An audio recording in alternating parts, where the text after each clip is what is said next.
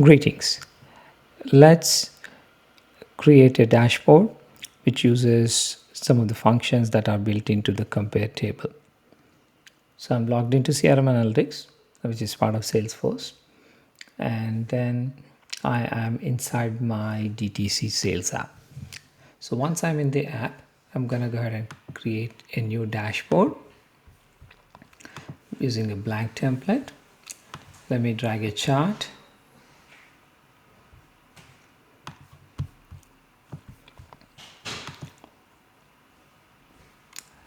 Let's select the DTC opportunity.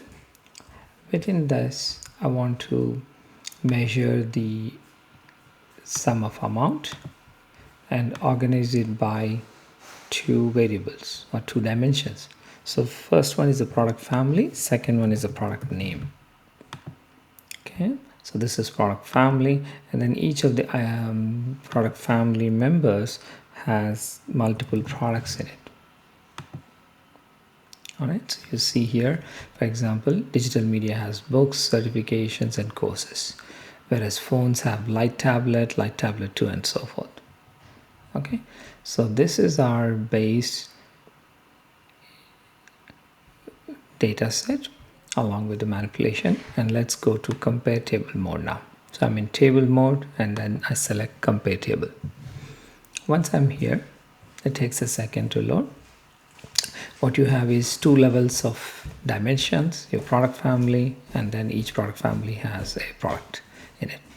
Now what I want to do is I want to see if within each product family, I want to know what was the percentage of each of these, what is the rank, and within the group and so forth. So we'll do that kind of manipulation. So in order for us to do that, let me go ahead and click on the plus sign below sum of amount under measures, and we'll create a new formula. All right, that takes you automatically to this query view.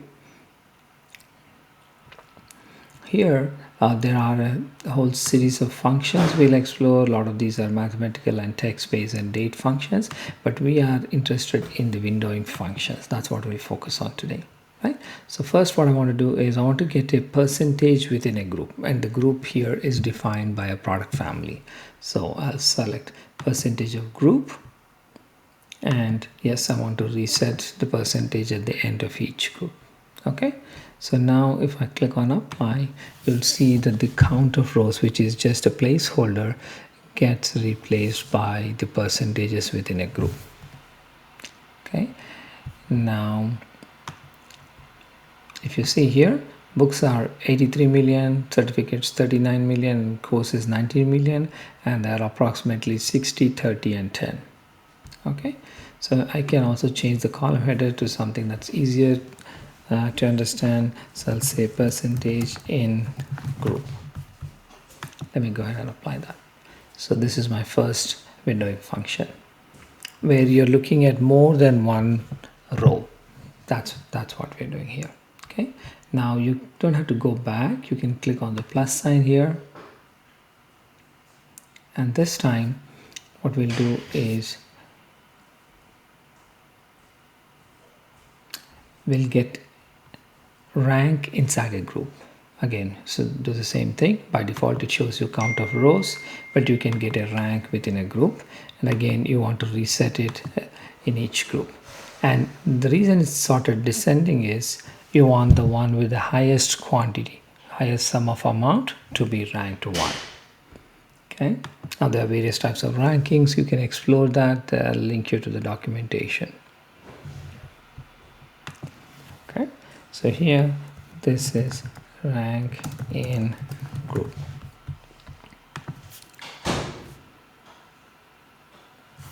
Next, what we want to do is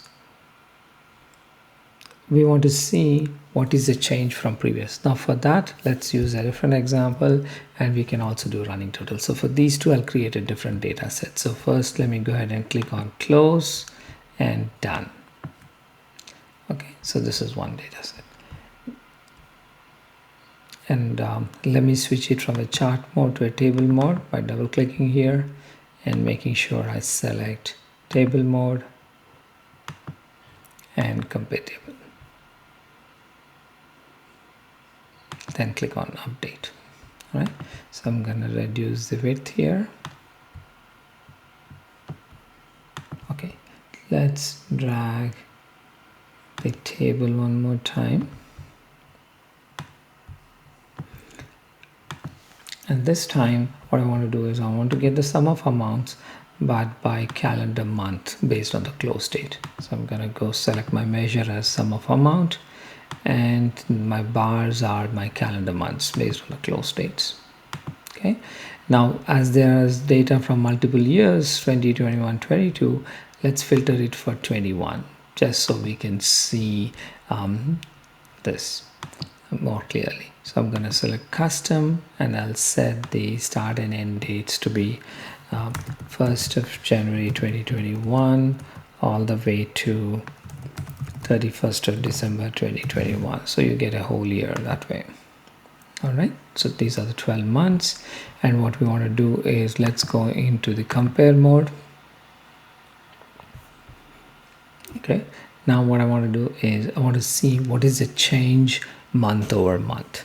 Okay, so in order to do that, let's go to data tab, then click on the plus sign, and we want to add a column based on formula.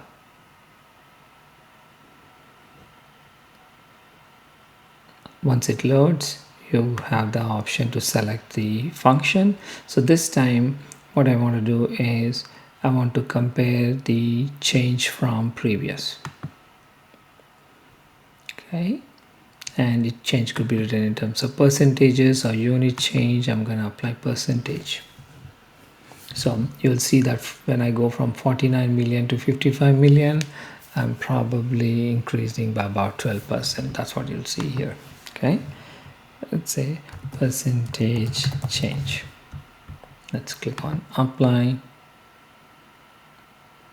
You can do some conditional formatting and other things later on, so we can explore that later.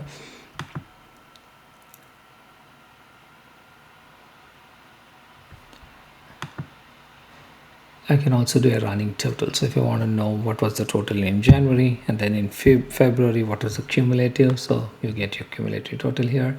There's no reset because this is just for a year, but if I were to do multi-year, I can reset it every year. All right, so let me do that. Period over period is if I want to compare Q1 of 21 with Q1 of 22 and so forth. So that's another place where you can see it, right? Again, don't forget to change the column name. So this is running total. Click on done, and you have your